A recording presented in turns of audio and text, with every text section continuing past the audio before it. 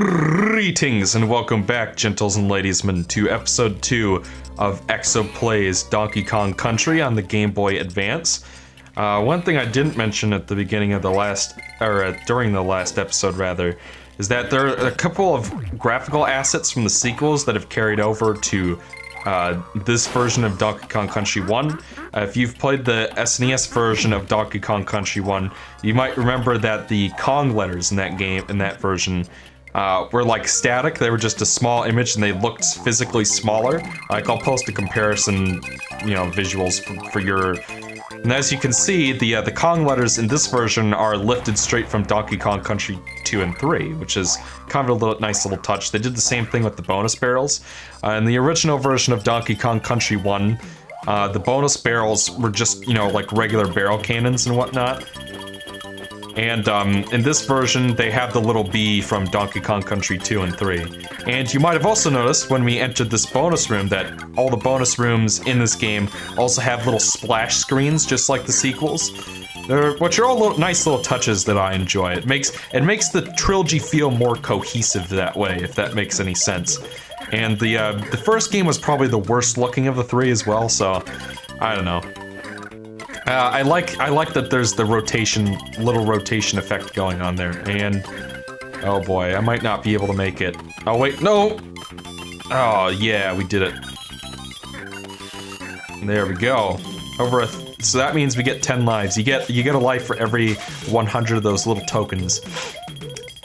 Again, if you think this game was too easy, or too hard rather, look at all these lives I'm getting. I mean, part of it is you probably wouldn't have like 50 of them. You probably couldn't get 10 lives in the espresso minigame right off the bat, but even so, there's a potential to get that many lives, and more than likely you're bound to stumble across at least some of them, Between the animal bonuses and the lives that are just lying around and all the banana bunches that are worth 10 a pop, you're gonna get a few extra lives along the way. It's just inevitable. And if you can keep in mind that advice I had about, using the roll attack to avoid enemies. And oh, by the way, collecting all the Kong letters in the original trilogy rewards you with an extra life as well. Just a little heads up, in order to get all of the cameras and fill up your scrapbook, you will need to get the Kong letters in every level in the game. So, and on that note, one of the biggest additions to the remake or the port, or whatever you want to call it, is the status screen right here, which is a godsend. I love this thing. Much like the Super Mario Advance 2, it keeps track of how many bonus barrels you found and whether you found the Kong letters, and it's just... the one thing it will not show you is cameras, but you can kind of infer that from what pictures you have and what you don't. A whole mob of ugly Kremlings isn't charged through. 4 shades of gray and an 8x8 block is all that we had. The bananas and stop-and-go station will put you right. Beat funky at fishing to gain many more prizes. Shut the gate on your way out. I didn't raise you in a barn. Cranky is just an incoherent old man in this first game, and I love it. And on that note, make sure you do visit him in every world, because there might be something tied to that. Anyways, starting off here, we have Minecart Carnage, the first instance of the Minecart levels, with Donkey Kong Country Returns just loves, by the way. I swear, like, every other level in that game is a minecart level, but we're not playing that game. I think they added this weird little space area in for the remake.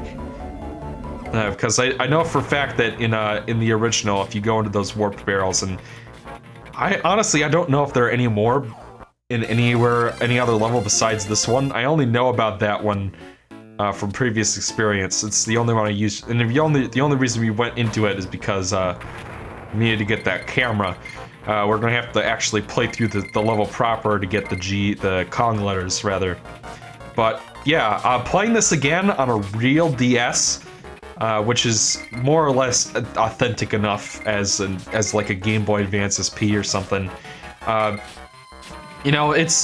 have no idea what I was thinking when I said that the controls were off. They feel perfect to me. Maybe not one-to-one with the originals, but fine enough. Like, I can pick this up and play it very easily. I think you can too. And I think the raw digital image I'm getting is in RGB as well, but so the colors look a little better. Like I can look down at the screen and I can tell it's in YUV and not RGB. But when it gets encoded as an MP4, it's gonna become YUV anyway, so you guys probably won't notice the difference. But yeah, it looks way better than it did in the Game Boy Player. It just looked like absolute garbage. And I should note that Game Boy Advance screens were only a couple inches wide. Or, I don't know, a couple inches across is probably the more accurate term. And, you know, the hypotenuse that goes across the screen. And, you know, obviously I'm blowing this up for YouTube because, you know, 1080p frame, if I want to upscale it so that it looks nicer, and I usually like this very sharp, pixelated looking. I think it's just more accurate to the original footage than some of the other algorithms are, which is why I choose not to use them. But like you can see some of the strategies they're using to disguise the lack of resolution and, you know, create an illusion of greater color depth than there was, which the original did as well, by the way. But when you look at it on a DS screen or a Game Boy Advance screen, which remember is only a couple inches wide, it looks really good, actually. And yeah, I think that's something that a lot of people don't seem to understand about Game Boy Advance games. In terms of both the color choices and some of the other strategies they use, is that they were not meant to be blown up like this in a 1080p frame. They were meant to be viewed on a teeny tiny LCD screen, and I swear that the Game Boy Advance SP has an interlaced screen. Like when you turn it off, instead of going completely blank all at once like a digital display, it leaves traces of lines on it, and it's usually a good sign that you're looking at an interlaced display. Or maybe I'm full of shit, who knows? Somebody in the comments would probably be like, well, actually. Well, that's if I'm lucky enough to even get comments, because this, I don't know. Who knows how this first LP is gonna go? There was something up there. Let me kill this bee real quick. Or zinger. There are actually like 5 different kinds of zinger in this game. I will be seeing that in the end game a baddie parade, which I really enjoy. Only Donkey Kong Country 3 and the SNES had that in the original releases, but in a strange twist, Donkey Kong Country 1 and 2 on the GBA both have the enemy parade, but 3 is the only one that doesn't. It is so strange, but yeah, let's see. Well, I fucked that up. I'm trying to think about what I can do. I'll probably just kill myself and then go back, because I missed a bonus room. Like, I accidentally threw one of the barrels into the zinger. And that'll fuck you over and whatnot. Yeah, I mean, this version plays pretty well, I gotta say. Like, I don't know, like I said, I don't know what I was talking about. I think it was all the Game Boy Player, and I imagine that if I were to play Donkey Kong Land games again, only on like a Game Boy Color or a Game Boy Advance instead of the Game Boy Player, I'd probably enjoy those games a lot more, because, you know, those 2 frames of leg, they do damage. The leg kills. Like, I wasn't a believer, but, you know, the moment I started recording with this new capture card, it just all became very obvious. Alright, here's our barrel. Our bonus room is down there underneath those zingers. There we go. A lot of the bonus rooms in this game are all hidden in the, I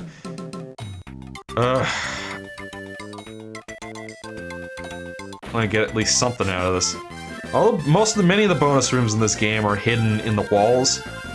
So that's just something to keep in mind. It's like, it's not the most obvious thing in the world. I know where all these are because I've played this game many, many times. I really like it, actually. I think I kind of undersold how much I like Donkey Kong Country 1 in my review. I don't know, especially ever since that marathon, just coming back to this again. This is a really fun game. This is just the kind of platforming games I like, as far as 2D games go anyway. It's just very straightforward, simple level design, very straightforward but well-balanced challenge. Side things that you can choose to do or not do that add some exploration element to the stage. Just Donkey Kong Country 1, it's a solid game for me. I really enjoy this title. It feels like the perfect choice for a first Let's Play. And originally I was gonna do Luigi's Mansion, but tried my hand at some live commentary on that, and it didn't turn out so well. Like, the first like 10 minutes of the game was dialogue that I had to read, and it was just like, are people really gonna want to watch this for my first one? Like, sure, some people would, but I gotta, you know, show people what I'm all about, what I can offer them, and Luigi's Mansion wasn't turning up roses for me. So, yeah, we're here with this. And hold on just a moment. And we're back. Sorry about that. Just had to check in on something. What the hell? I forgot to set a timer. I need to make sure I do that. Otherwise, I'll be keeping you guys for like far too long, and I don't want that. I'm sure many of you wouldn't mind, but you know, still. But yeah, as you can see, there's some gray on Diddy's sprite. When you view it on an actual screen, it looks fine. So that's what I'm getting at here, is that you need to... If you want to get a better sense of how this game is supposed to look, I recommend playing it in authentic DS or Game Boy Advance hardware. These three games look perfectly fine on the original screens. It's only when you start to blow them up that you see, you know, some of the little tricks that they did try to, you know, imply more color and more detail than there actually is physically possible in the small 160 frame. Yeah, looks like we're good so far. I head on down to Stop and Go station, and right off the bat, we got another camera thing we can get. So that's kind of a strange thing that they added in terms of like the scrapbook, is that there's going to be a lot of times where, in order to get a scrapbook photo, you have to like slap the enemies or a boss. You see more of that coming up, and it's pretty strange, I gotta say. And again, if I do miss a camera, no need to worry. I'll make sure I get them all before the game ends, that you guys can follow along. Yeah, this version I would easily recommend to people who want to play Donkey Kong Country, who haven't already, because the save system in this game is way better. Like in the original, it was like Super Mario World on SNES, where you had to get to a certain point in the world that the game would just decide, here, now you can save, and then every time after that you could just backtrack to that area of the world and save again. And it fucking sucked! But in all seriousness, the added convenience in the Game Boy Advance version of just being able to save whenever you want, I think is going to make this game a lot more accessible for a lot of people. So that's my recommendation there, so give that a try and see where it gets you. Alright, so we have... Oh boy, I fucked this up. Alright, so these are rock crocs, by the way, and I think they only appear in this level, and their gimmick is, obviously, whenever you hit the stop sign, they stop moving, and then you can walk through them without taking damage. If you don't, then they will kill you, so you gotta be careful about that. There we go, and that's Stop and Go station. That's what I like about Donkey Kong Country 1 and 2, especially, is these levels are paced very, very well. It's not like Donkey Kong Country Returns, where the levels can go on for like 10 minutes sometimes. Tropical Freeze especially. Like, I was playing Panicky Paddles the other day in Tropical Freeze, and it took me like a half an hour to finish that stage all the way, and it's like between the Kong letters and the puzzle pieces and all that shit, it just took way too long. Alright, Croctopus Call. This time I'd like you to catch 15 Croctopus within the time limit. Be careful not to hook any bottles, as those will reduce your time left. Not good, man. Record catch is 0 Croctopus. Alright, so Croctopus, these are enemies from the original game. We'll be seeing them later on in Gorilla Glacier, actually. It's, you know, very similar challenge as the first one. I like this fishing minigame. I mean, it's not the greatest thing ever, but, you know, as far as optional content goes, as far as being like a very straightforward, simple little minigame you could play that adds a little bit of, you know, something extra of the original, I think they did a good job with this. Yeah, I mean, the GBA version of this game is pretty solid, I gotta say. The controls are fine. The new content is pretty good, I'd say overall. The new features are pretty nice. I feel like the updated save system is gonna be great for a lot of people. And with that, we're already set on this. So you can't. Ooh, see what kind of high score we can get, because I'm doing pretty well. I mean, this controls pretty well, I'd say. It's pretty straightforward.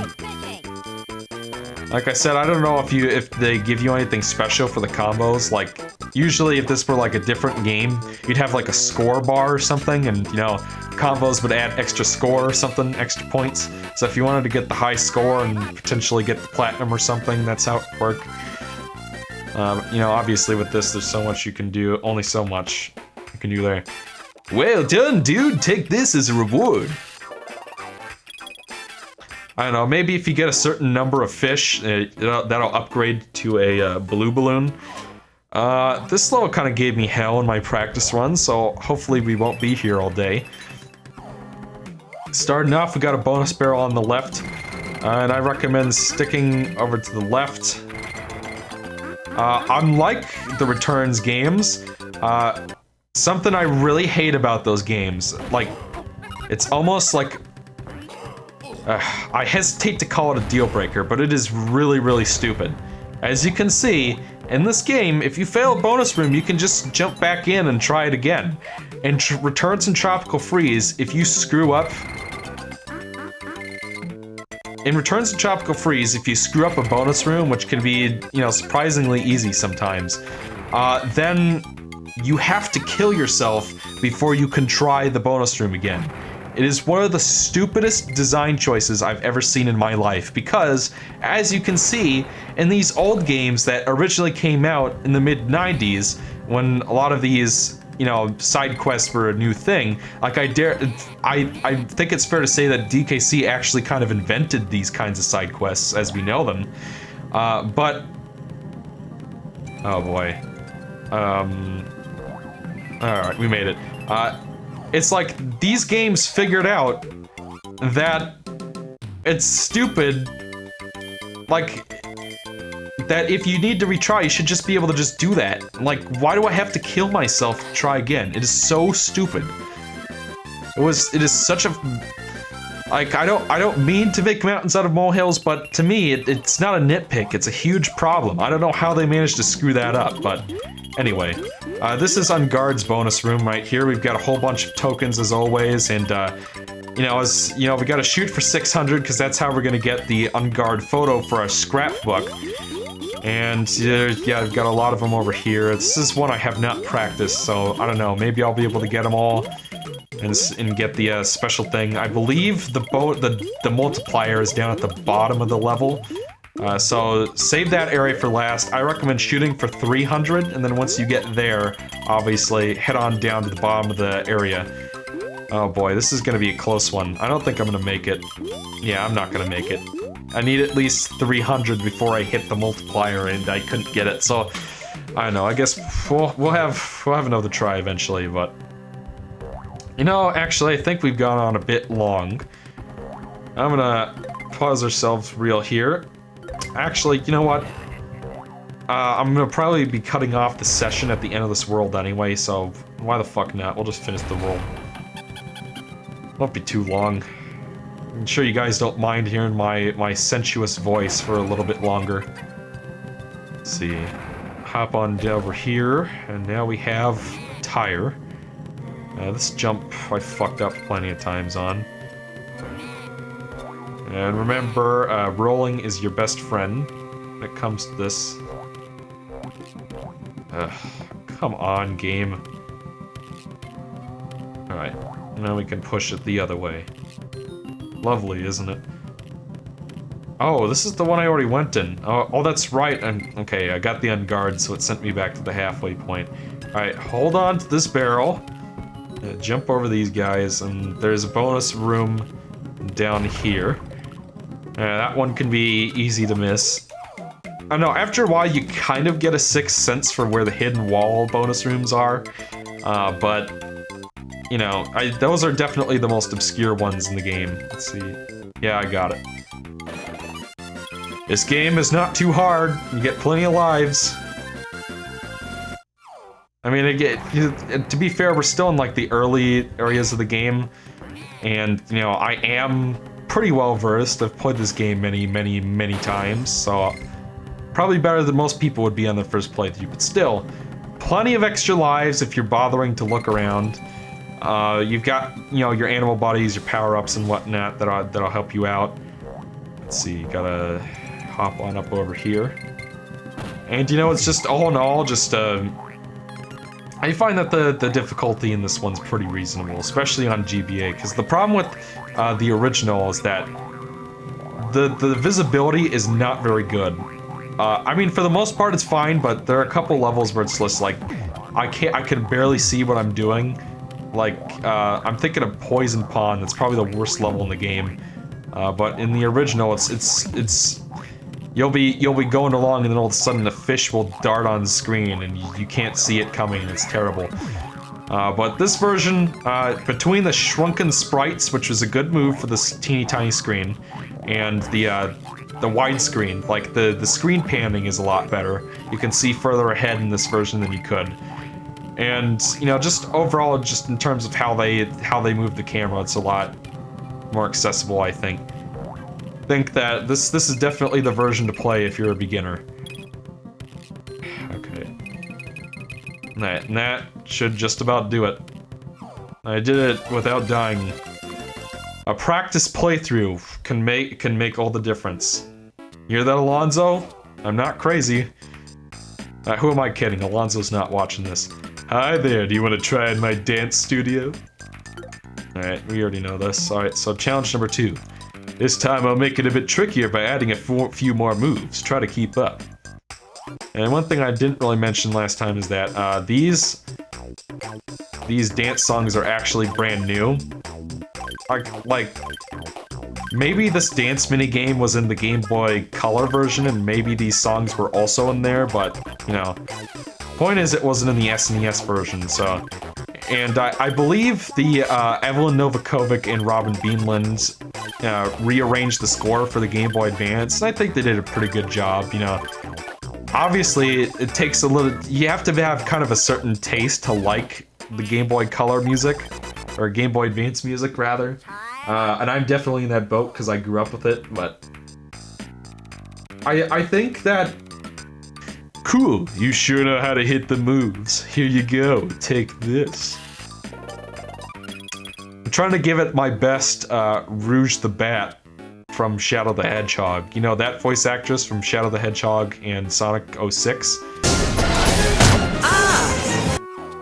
Alright, so here we have the boss. Slap this tire for a camera. And by the way, Cranky will give you hints on the snapshots, on the camera locations and the scrapbook photos. I don't know when he starts doing it because it seems to be like randomized what hint you get. It was like that in the original as well. In the original, he'd give you hints about bonus rooms sometimes. But unlike the second game, they give it to you in random order. So it's just like if there's a hint you really need, you have to like keep going in and out till you get it. So, you sure showed that stupid bird who's boss. Good, that's another banana back. Now go down to Vine Valley and find the others. Yeah, and with that, we have completed, what was that, Monkey Mines? Yeah, we're all done with Monkey Mines. That's 2 worlds in Donkey Kong Country down. We have, I don't know, I think 4 more to go. Yeah, so that was the second episode. If you have not subscribed to EPG Plays yet, there's no better time than the present. And remember, if we can hit 1,000 subscribers by the time we reach September 15th, and then I will do a Let's Play of Super Metroid Redesign. I'll do it live so you guys can hear all the rage and stuff, and it'll be funny. And trust me, as that game is not very good, but I admire its ambition.